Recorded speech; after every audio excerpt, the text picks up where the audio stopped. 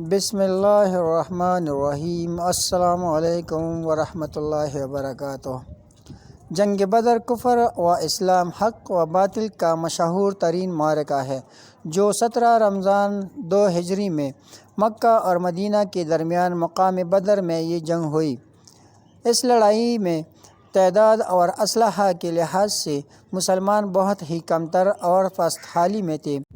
مسلمانوں میں بوڑھے، جوان اور بچے اور انصار و مہاجرین کل مل کر 313 مجاہدین اسلام علم نبوی کے زیر سایہ کفار کی ایک عظیم لشکر سے مد مقابل تھے۔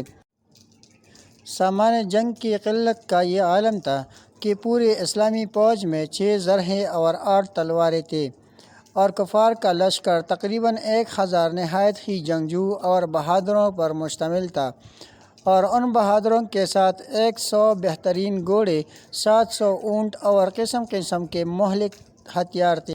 حضور اکرم صلی اللہ علیہ وسلم رات بھر جاگ کر خدا عز و جل سے مصروف دعا تھے: الہی، اگر یہ چند نفوس شہید ہو گئے تو روئے زمین پر قیامت کے دن تک کوئی تیرے عبادت کرنے والا نہ رہے گا۔ دعا مانگتے ہوئے آپ صلی اللہ علیہ وسلم کی چادر مبارک دوش انور سے زمین پر گر پڑی اور آپ صلی اللہ علیہ وسلم پر رخت طاری ہو گئی، یہاں تک کہ آنسو جاری ہو گئے۔ حضرت ابوبکر صدیق رضی اللہ عنہ آپ کے یارغار تھے۔ آپ صلی اللہ علیہ وسلم کو اس طرح بے قرار دیکھ کر ان کے دل کا سکون اور قرار جاتا رہا۔ انہوں نے چادر مبارک کو اٹھا کر آپ صلی اللہ علیہ وسلم کے کندھے پر ڈال دیا اور آپ کا دست مبارک تھام کر بھرائی ہوئی آواز میں بڑے ادب کے ساتھ عرض کیا کہ حضور صلی اللہ علیہ وسلم، اب بس کیجیے، اللہ تعالیٰ ضرور اپنا وعدہ پورا فرمائے گا۔ اپنے یارغار صدیق جانثار رضی اللہ عنہ کی گزارش مان کر آپ صلی اللہ علیہ وسلم نے دعا ختم کر دی۔ صبح کو حضور علیہ السلام نے آیات جہاد کی تلاوت فرما کر ایسا ولولہ انگیز وعظ فرمایا کہ مجاہدین کی رگوں میں خون کا قطرہ قطرہ جوش و خروش کا سمندر بن کر طوفانی موجیں مارنے لگا، اور آپ صلی اللہ علیہ وسلم نے یہ بشارت دی کہ اگر صبر اور تقوی کے ساتھ تم مجاہدین میدان جنگ میں ڈٹے رہے تو اللہ تعالیٰ تمہاری مدد کے لیے آسمان سے فرشتوں کی فوج بھیج دے گا۔ حاکم نے حضرت علی رضی اللہ عنہ سے روایت کی ہے، حضرت علی رضی اللہ عنہ فرماتے ہیں کہ میں بدر کے کنویں سے پانی لا رہا تھا کہ ایسی تیز ہوا کا جھونکا آیا کہ میں نے کبھی ایسی تیز ہوا نہیں دیکھی تھی۔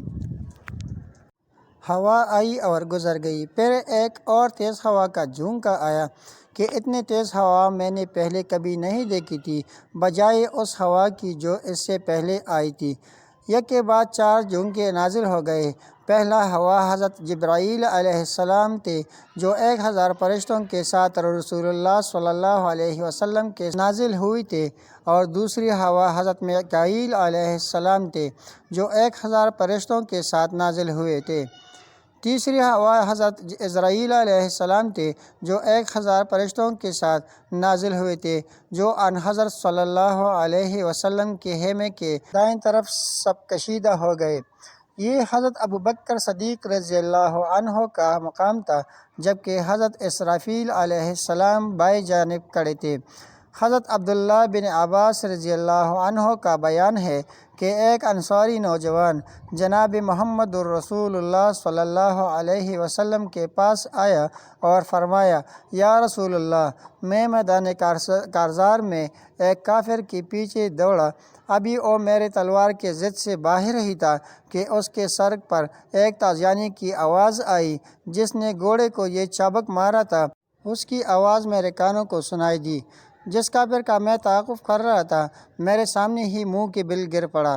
آن حضرت صلی اللہ علیہ وسلم نے فرمایا: یہ ملائکہ آسمان کی مدد تھی۔ ابو انزادہ رضی اللہ عنہ نے 3 سر آن حضرت صلی اللہ علیہ وسلم کے خدمت میں لائے اور فرمایا: یا رسول اللہ، یہ 2 آدمیوں کو میں نے قتل کیا ہے، مگر تیسرے کو ایک خوبصورت اور سفید شکل والے آدمی نے قتل کیا ہے، اور میں سر کو اٹھا لایا۔ جناب محمد الرسول اللہ صلی اللہ علیہ وسلم نے فرمایا: یہ بھی ملائکہ آسمان کی مدد و نصرت تھی۔ بہت سے صحابہ نے کہا کہ جب ہم کسی کافر کو قتل کرنے کے لیے تلوار اٹھاتے تو اس کا سر ہمارے وار سے پہلے تن سے جدا ہوتا تھا۔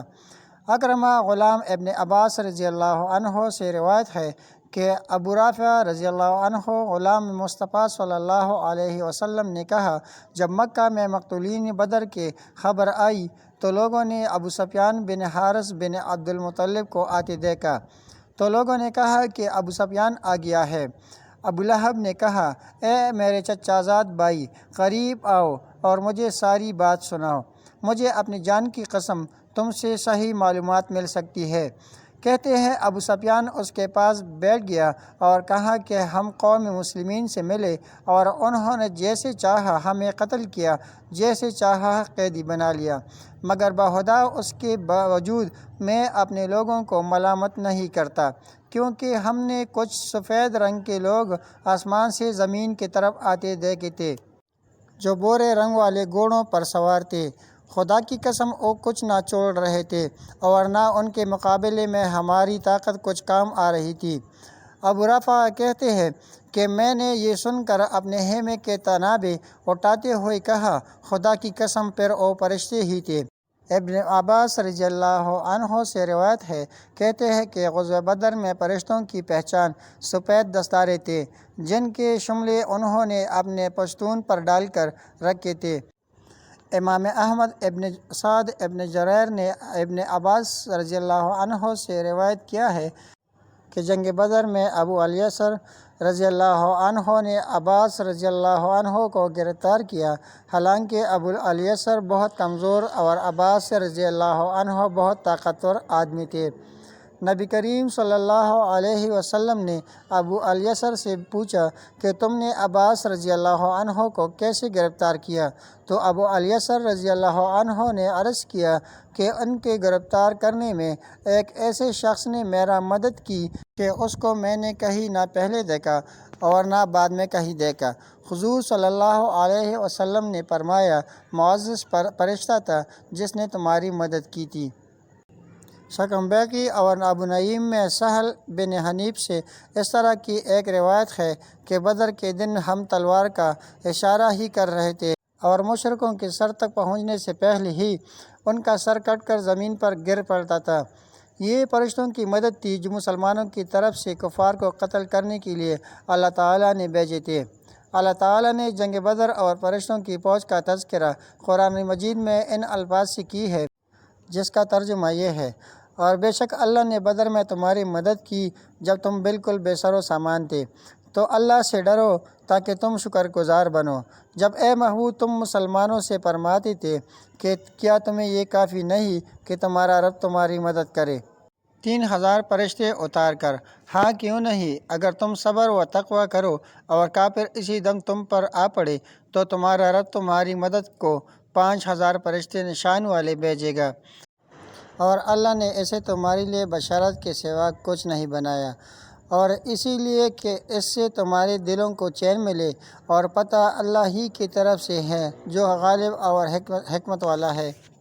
تو اللہ تعالیٰ فرشتوں کی فوج آسمان سے میدان جنگ میں اتار کر مسلمانوں کی امداد و نصرت فرما دیتا ہے، اور مسلمان قلت تعداد اور سامان جنگ نہ ہونے کے باوجود فتح مند ہو کر کفار کے لشکروں کو تہس نہس کر کے فنا کے گھاٹ اتار دیتا ہے۔